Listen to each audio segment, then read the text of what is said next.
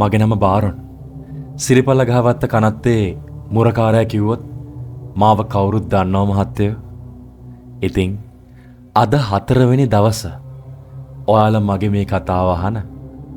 මට පුදුමාකාර සතුටක් එන්නේ ඔයාලා මේ විදියට හැමදාම මාව අහන් ඉන්න එනවා කියලා කිව්වහම.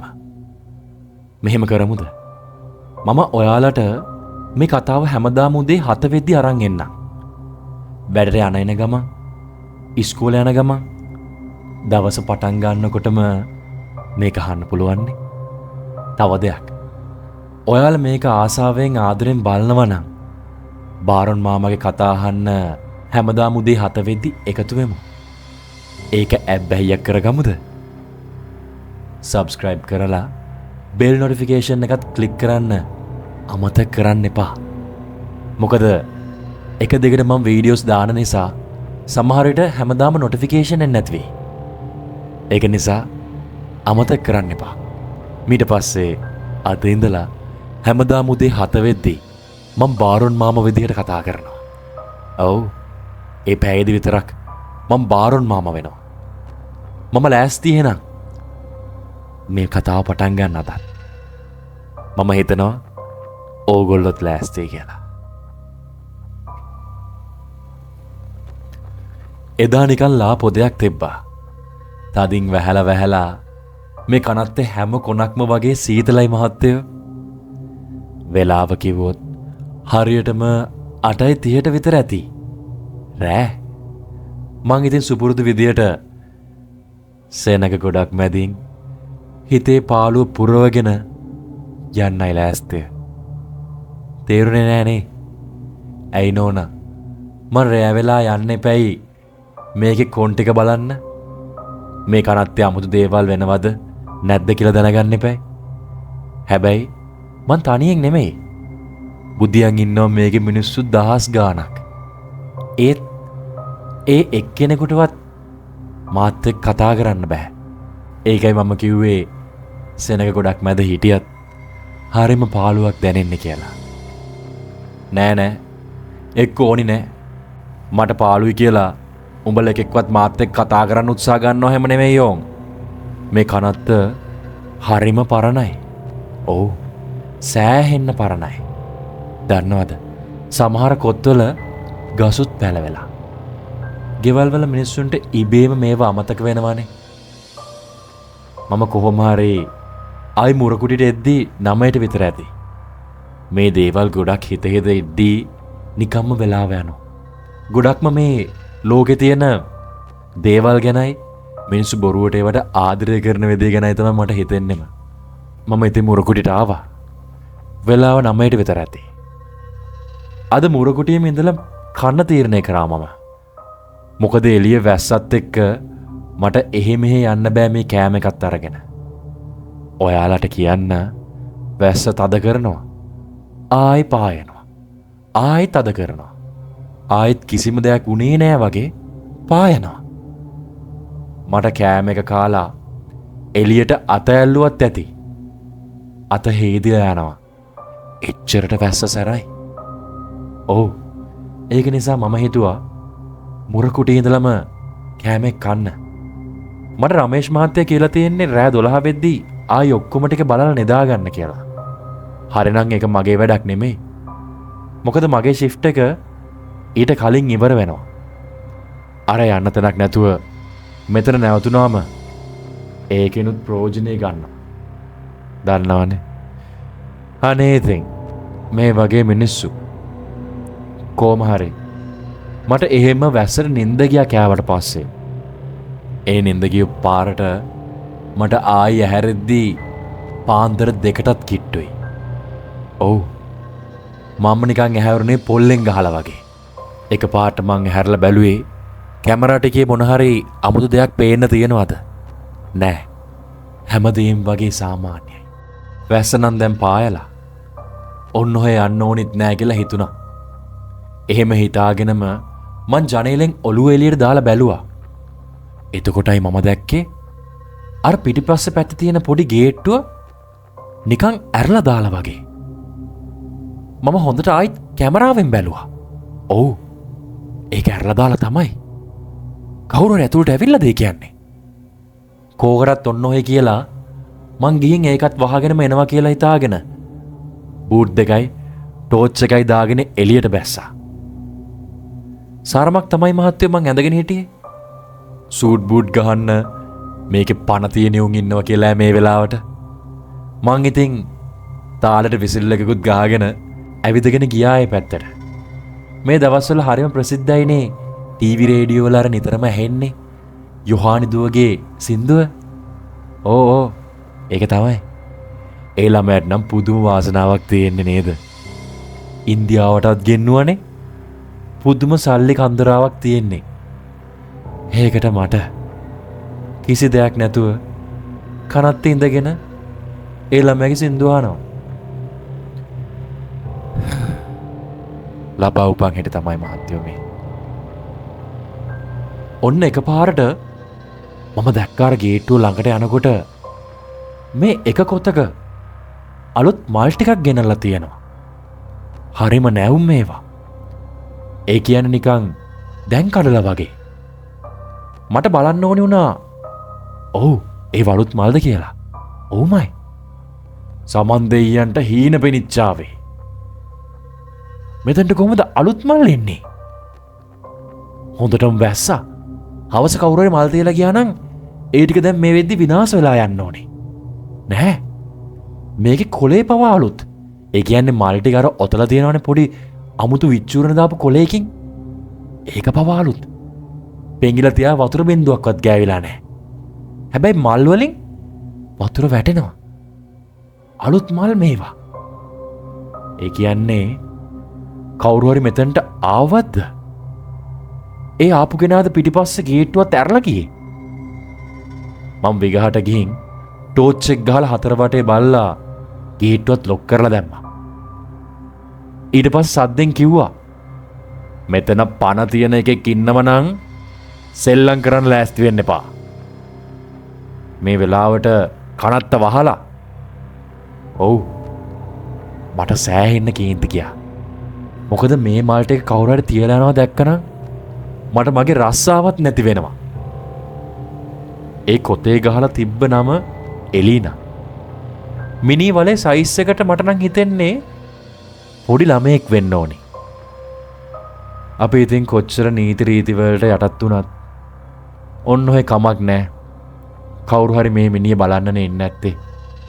එහෙම කියලා හිත හදාගෙන මම ගියා යන්න. සාමාන්‍ය විදියට කිසිම අමුත්තක් නැතුව එදා රෑ ගෙවුණා. මෙහෙමයි කියලා දෙයක් වුණෙත් නැහැ. මම හැම රෑ ඉතුරු ටික ගෙවන්න නිතිය ගත්තා. අද අලුත් දවසක්. හැබැයි හරිම සාමාන්‍යයි. විශේෂ දෙයක් නැහැ. මරණ එනවා. මිනිස්සු වැළපෙනවා. කොහොම හරි ඔහොම නිකම්ම දවස ගෙවිලා ගියා. මම ඔයාලට ඉතින් මේ කතාව කියන්නේ විශේෂ දේවල් විතරයිනේ. මම සාමාන්‍යයෙන් මේ මගේ ජීවිතයේ ගෙවන දේ කිව්වම මං හිතන්නේ ඒක නම් කවුරුත් අහන් ඉඳී කියලා. කොහොම හරි පහුවද දවස් වෙච්ච දේ මගේ හිතේ තිබ්බා. කවුරු හරි එනවත් දන්නෙත් නැහැ කියලා. සාමාන්‍ය විදිහට හවස් වුණා. ඊට පස්සේ මම ගියා ජේමිස් අයියා කඩේට. ගිහින් කොත්තුවක් දාගෙන ආවා. හැමදාම නෙමෙයි. අද කමු ඔන්නෝයි බිත්තර කොත්තුවක්. මට පඩිත් හම්බුණා. මම ඉතින් කොත්තුව දාගෙන අදත් වෙනද වගේ ආවා ඉස්සරහා ගේට්ටුවත් වහගෙන. හැබැයි අද නම් පොඩ්ඩක් පරක් වුණා. මං ඒ ගමම්ම අන්තිම මොන සංචාරත් ඉවර කරලා එනවා කියලා හිතුවා. පිටිපස්සේ ගේට්ටුවයි හතරමායිමයි බලා ගන්න පුළුවන් මට එතකොට. මම පරක් වුණ හේතුව තමයි ජේමිස් අයියත් එක්ක කතාවට වැටුනහම ඒක තාම මාර දිගට ඇදෙනවා. අපි දැන් කතා කරන්නේ හරි වෙනස් දේවල්නේ. ජීවිතේ සරලකම ගැන. මිනිසුන් සල්ලි තිබ්බාම ඒවා කොච්චරද වටින්නේ කියලාවත් තේරෙන්නේ නැති හැටි ගැන. ඕවගේ දේවල් කතා කරන්න ගියාම හරියට වෙලා යනවා. කොහොම හරි. අනේ ඉතින් ඔයාලා කොහේ හරි ගියාම නම් හොයලා බලන්න මිනිස්සු ඉන්නවනේ. මට ෆෝන් එකක්වත් නැහැ. කෝල් එකක් ගන්න හදිසියට. ඒක අතකින් ඒකත් හොඳයි කියලා හිතනවා. කොයි වෙලෙත් තර්ක කෑ ගහනවා ඉවරයක් නෑනේ. ඔව්. මෙන්න මේ තනි ජීවිතය එක්ක හොඳයි. හැබැයි මට දරුමල්ලෝ කෙසේ වෙතත් මුණුබුරෙක් නම් ඉන්න වයස මේ. කොහෙද දැන්? අපි හරි අසරණ මිනිස්සු මහත්තයෝ. මම මගේ අසරණකම මතක් කරන ගමන් ඇවිදගෙන ගියා.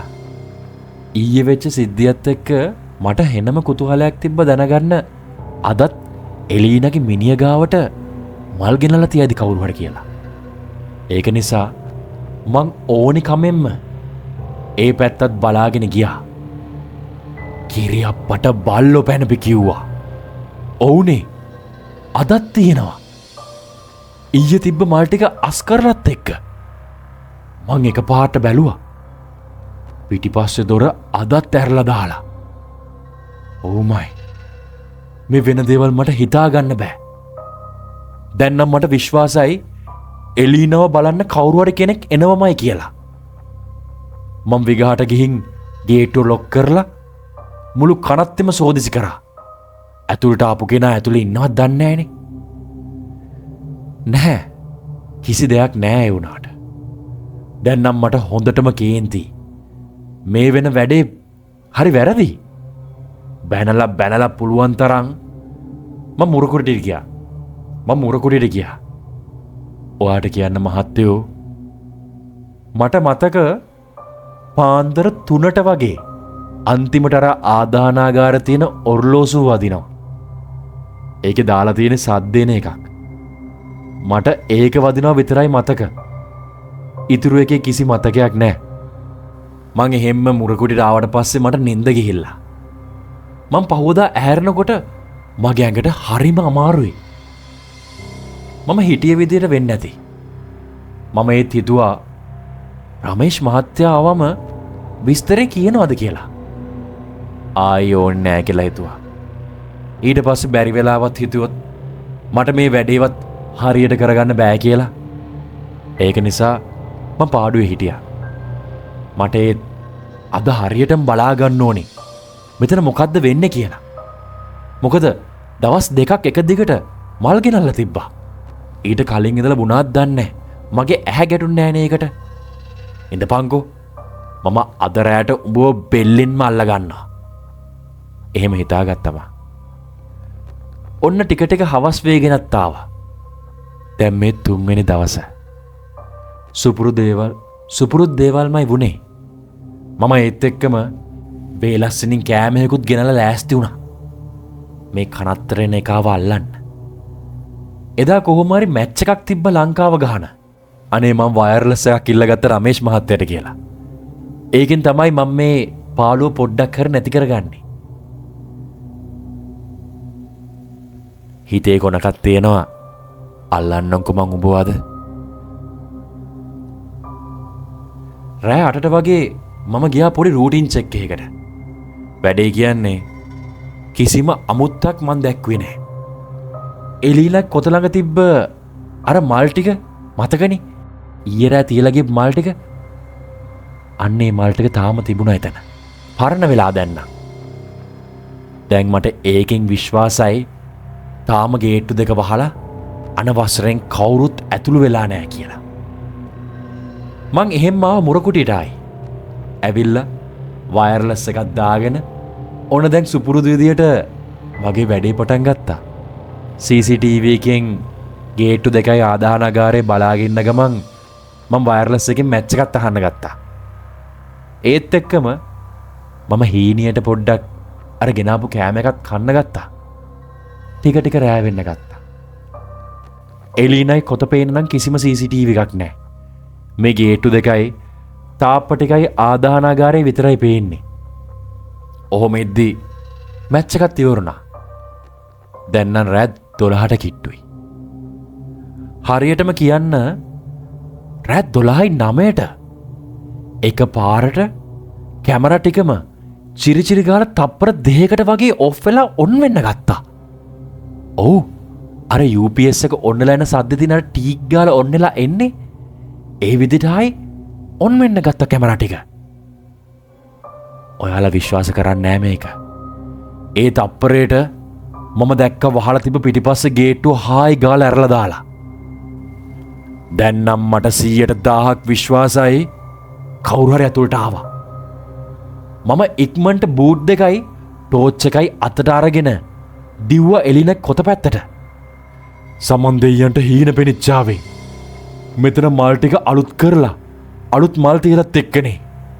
කොහොමද ඒක වෙන්නේ? මට වැඩි වෙලාවක් ගියෙත් නැහැ. දැන් නම් මට හරිම කේන්ති මේ සිද්ධිය ගැන. කොහොමද මෙහෙම වෙන්නේ? මම කොත ළඟට අඩියෙන් අඩිය තියලා ඉස්සරහට ගියා. තිබ්බ කේන්තියට මම මේ මල් ටික අලලා විසික් කරලා දැම්මා. ඒත් එකම කෑ ගහලා මට බැනුණා. උඹ මාත් එක්ක සෙල්ලම් කරනවද මීහෝ? මෙතන මගුල් නටන තියාගන්න එපා. මේක කනත්තක්. අපිත් කරන්නේ රස්සාවක්. එහෙම බැනලා මං ගේට්ටුව වහලා ආයි මගේ මුරකුරියට ආවා. මං ඒත් ලොකුවට කල්පනා කරා කොහොමද මෙහෙම වෙන්නේ කියලා. මොකද මහ වෙලාවක් කැමරා එක ඔෆ් වෙන්න ගියේ නෑ. තප්පර දෙකක් ඇති. මේ තප්පර දෙක ඇතිද මහත්තයෝ? මිනිස්සුෙකුට ඇවිල්ලා පරණ මල් ටික අයින් කරලා අලුත් මල් ටිකකුත් තියලා යන්න. ඕක ගැන හිත හිතෙද්දිම මට එදා රෑ නිින්ද ගියා. පහුවදා දවසත් උදා වුණා. දැන් නම් මේක සෙල්ලමක් වගේ. කවුද මේ රෑ 12ට මල් තියන්න එන්නේ? එලීනා කියන්නේ කවුද? මට මේක ලොකු ප්‍රශ්නයක් වුණා. මං කරපු වැඩේ එලීනා ගැන තව තවත් හොයන්න ගත්තා. මොකද මහත්තයෝ අපිට පුළුවන් මේකේ පොත්වලින් බලලා මැරිලින් අයගේ වාර්තා ගන්න. මොනවා වෙලාද මැරුණේ? කවුද මැරුණේ? කොහේ ඉඳලාද ආවේ? මේව හොයාගන්න පුළුවන් අපිට. ඉතින් ඔයාලට වෙච්ච දේ කියන්න මම ලෑස්ති. හැබැයි අනේ මහත්තයෝ අදට මගේ කාලය ඉවරයි. මම හෙට කියන්නම් ඊළඟට ඉතුරු ටික. මතක තියාගන්න. හෙට උදේ 7 වෙද්දි මේ කතාවේ අහවරයක් ඔයාලට දැනගන්න පුළුවන් වෙයි.